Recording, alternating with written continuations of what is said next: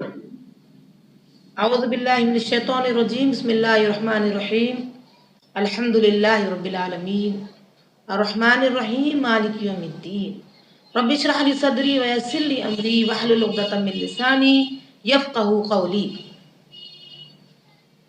محترم ماں اور بہنوں، آج خلاصہ قرآن کی پہلی سورت سورہ فاتحہ پیش خدمت ہے۔ یہ سورت مکی ہے اور اس میں 7 آیتیں ہیں۔ جن لوگوں کا کہنا ہے کہ بسم اللہ الرحمن الرحیم کو ایک آیت مستقل مانے تو کہتے ہیں کہ الحمدللہ رب العالمین سے لے کر ولا الضالین تک 6 آیتیں ہوئی ہیں اور بسم اللہ الرحمن الرحیم کو ملا کر 7 ہوئی ہیں۔ اور جن لوگوں کا کہنا ہے کہ اہدنا الصراط المستقیم صراط الذین انعمت علیہم، یہ ایک آیت ہوئی، غیر المغضوب علیہم ولا الضالین یہ 2 آیت۔ اگر یہ مانتے ہیں تو بسم اللہ الرحمن الرحیم کو انہوں نے اس میں شامل نہیں کیا۔ آئیے اب ہم جاننے کی کوشش کریں گے کہ سورہ کا معنی کیا ہے۔ قرآن مجید کے کچھ حصے کو سورہ کہتے ہیں، جس میں کم سے کم 3 آیتیں ہوتی ہیں اور زیادہ سے زیادہ جیسے سورہ بقرہ میں 286 آیتیں ہیں، 286۔ یہ ہر سورے کی الگ الگ آیتیں ہیں۔ یہاں ہم سورہ فاتحہ کو لیں گے اور فاتحہ کے معنی ہیں شروعات کے۔ اس کی بڑی فضیلت آئی ہے۔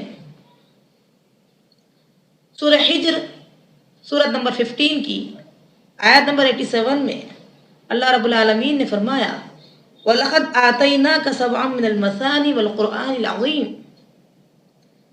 محمد صلی اللہ علیہ وسلم یقیناً بے شک ہم نے آپ کو دیا ہے 7 مثانی یعنی 7 دہرائی جانے والی سورت اور قرآن عظیم۔ چونکہ سورہ فاتحہ اور نماز میں ہر رکعت میں پڑھی جاتی ہے، یہ سورت دہرائی جاتی ہے، یہ سورت اسی لیے اس کو 7 من المثانی کہا گیا۔ 7 کہتے 7 کو، مثانی دہرائی جانے والی، ہر رکعت میں یہ سورت دہرائی جاتی ہے، اس لحاظ سے اسے 7 مثانی کہا گیا۔ اس سورت کا ایک اور نام بھی ہے ام القرآن، یہ قرآن کی ماں ہے۔ ابو ہریرہ رضی اللہ عنہ سے روایت کردہ ایک حدیث ہے، بخاری کی حدیث کتاب نمبر 65 حدیث نمبر 4704 کہ یہ 7 مثانی یعنی بار بار جو 7 آیتیں دہرائی جاتی ہیں، اس حساب سے یہ 7 مثانی کہی گئی۔ ایک حدیث میں بیان کیا گیا ہے کہ الصلاۃ، سورہ فاتحہ کو الصلاۃ کہا گیا، یعنی یہ دعا ہے۔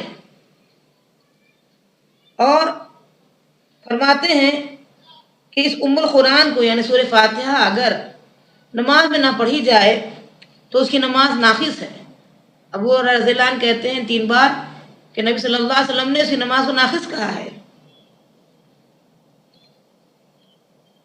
اب ہم یہ جانیں گے انشاءاللہ کہ سورہ فاتحہ کو نبی صلی اللہ علیہ وسلم نے کیسے بتایا۔ نبی صلی اللہ علیہ وسلم نے فرمایا کہ اللہ کہتا ہے میں نے سورہ فاتحہ کو اپنے اور اپنے بندے کے درمیان تقسیم کر لیا۔ جب وہ بندہ میرا الحمدللہ رب العالمین کہتا ہے تو رب جواب دیتا ہے حمدنی عبدی، میرے بندے نے میری تعریف کی ہے۔ جب بندہ کہتا ہے الرحمن الرحیم تو اللہ جواب دیتا ہے اثنا علی عبدی، میرے بندے نے میری ثنا کی ہے۔ جب بندہ کہتا ہے مالک یوم الدین تو اللہ جواب دیتا ہے مجدنی عبدی، میرے بندے نے میری بزرگی بڑائی بیان کی، اپنا معاملہ میرے سپرد کر دیا.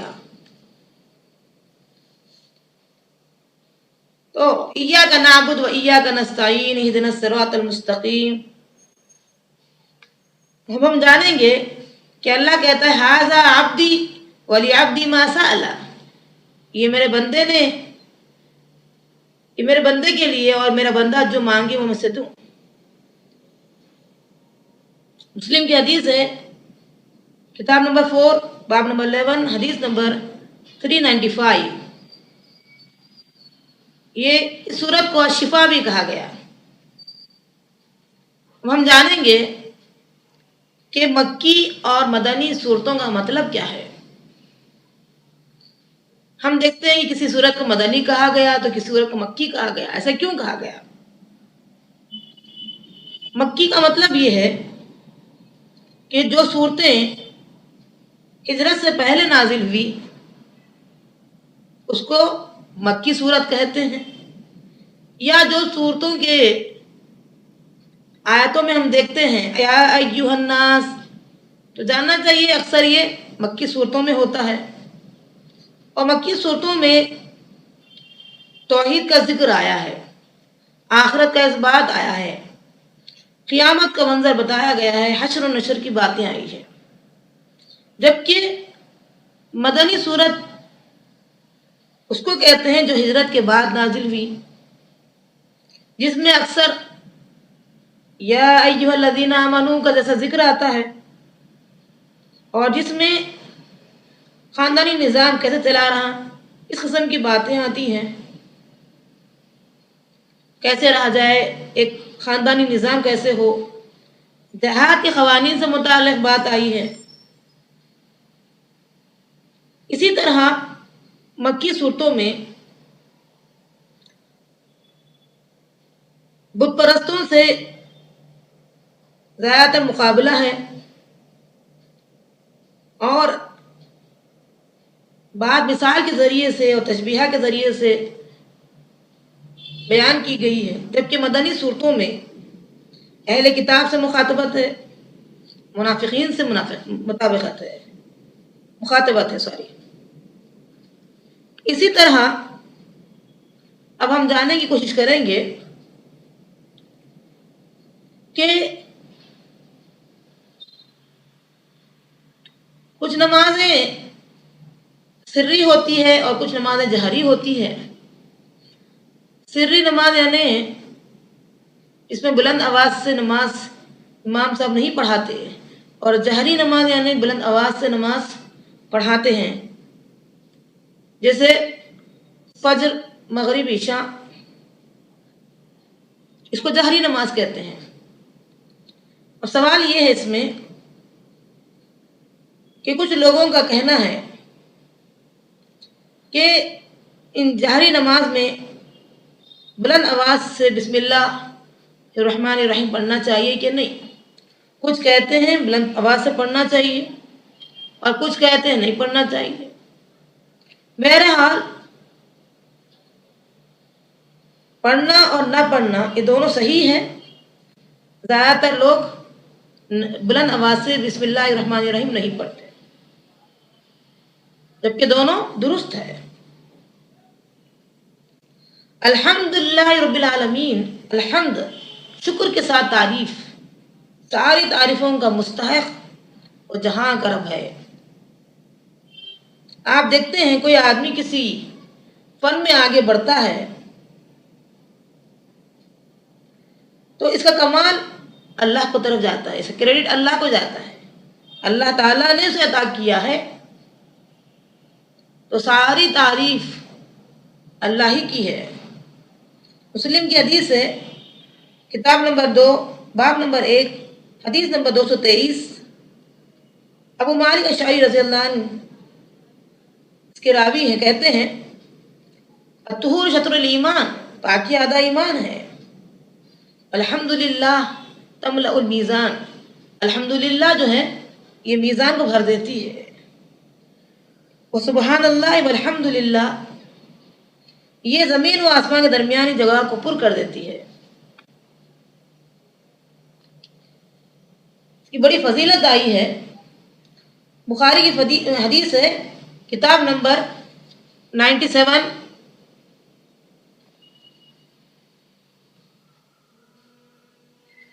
باب نمبر 58، حدیث نمبر 7563، 7563 میں یہ بیان کیا گیا ہے، کلمتان حبیبتان للرحمن، دو محبوب کلمے ہیں رحمان کی طرف، خفیفتان علی اللسان، زبان میں بڑے ہلکے ہیں، ثقیلتان فی المیزان، لیکن میزان میں بہت وزندار ہے.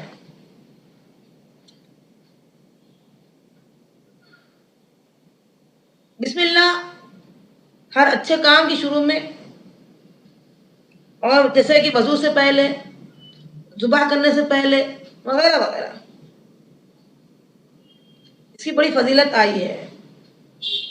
اب ہم جاننے کی کوشش کریں گے کہ قرآن سے پہلے اعوذ باللہ پڑھنا چاہیے.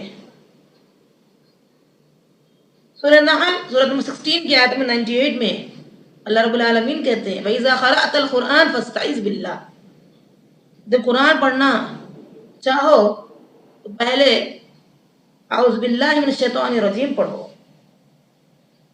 اللہ کا جو نام ہے وہ اس کا ذاتی نام ہے، کسی کا نام بھی اللہ نہیں رکھ سکتے.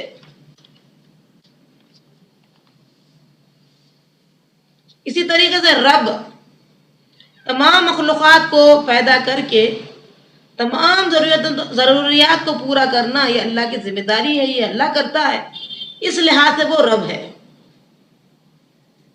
البتہ کسی چیز کی طرف منسوب کر کے رب الدار ایسے کہہ سکتے.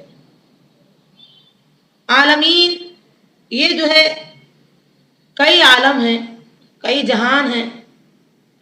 جیسے آپ جانتے ہیں جنوں کا ایک عالم ہے، جہان ہے، انسانوں کا ایک جہاں ہے، جانوروں کا ایک جہاں ہے، پرندوں کا ایک جہاں ہے، فرشتوں کا جہاں ہے، وغیرہ وغیرہ.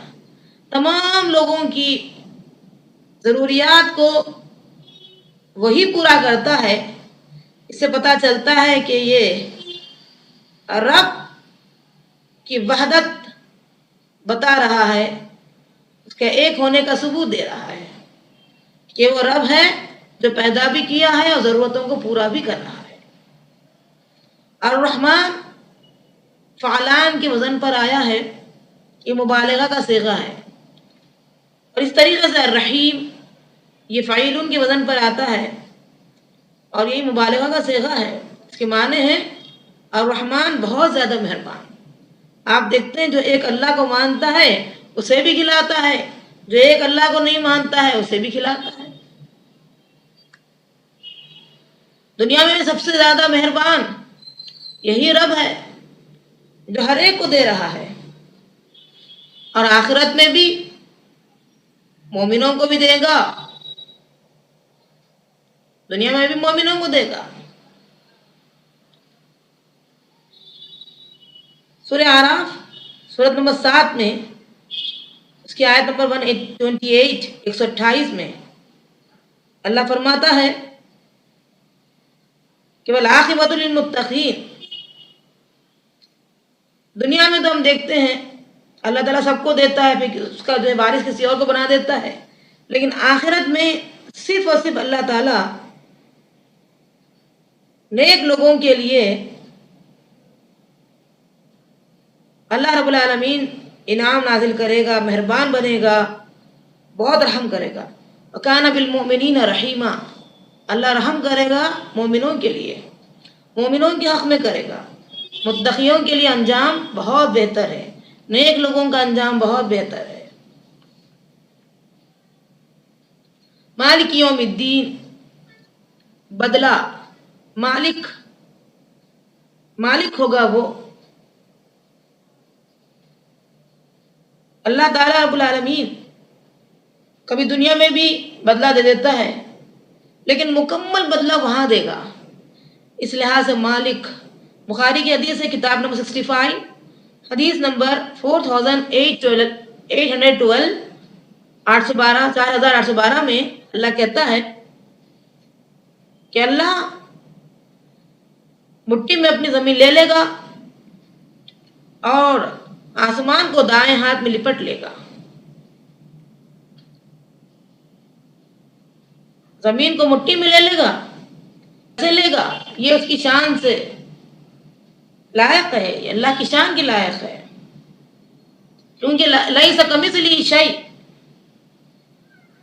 سورہ شورى سورت نمبر 42 کے آیت نمبر 11 میں اللہ نے بتا دیا کہ وہ جیسا کوئی نہیں ہے. اس کو ہم سمجھ نہیں سکتے ہیں. لیس کمثلہ شیء، جیسا کوئی نہیں ہے. یہ اللہ کے شان کے لائق ہے کہ وہ کیسا جو ہے اپنی مٹھی میں زمین کو لے لے گا اور کیسے لپٹ لے گا آسمان کو اپنے دائیں ہاتھ میں، جس کا ذکر اللہ نے سورہ زمر سورت نمبر 49 کے آیت نمبر 67 میں بیان کیا. اسی طریقے سے اللہ زمین کو اپنی مٹھی میں لے لے گا اور دائیں ہاتھ میں آسمان کو لپٹ لے گا. انا الملک، یعنی میں اس وقت بادشاہ رہوں گا. این الملوک، کہاں ہیں دنیا کے جو ہے بادشاہ؟ یہ سب ڈرامہ تھا، ختم ہو گیا. جب بھی میں بادشاہ تھا اور اب بھی بادشاہ.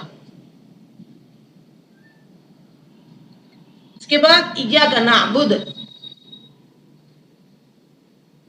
آپ دیکھتے ہیں ایا کا ورڈ یہ مفعول پہلے آ گیا، بعد میں وزن پیدا کرنے میں، معنی میں وزن پیدا کرنے میں. تیری ہی بات کرتے ہیں، اب کسی اور کی بات نہیں ہونی چاہیے. اصل میں نعبدو کا بات کافی تھی، تیری بات کرتے ہیں، لیکن تیری ہی بات کرنا یہ بہت اصل بات ہے، اصل توحید کی طرف بلا رہی ہے. تیری ہی بات کرتے، اب کسی اور کی بات نہیں کی جائے گی. کچھ لوگوں کا کہنا ہے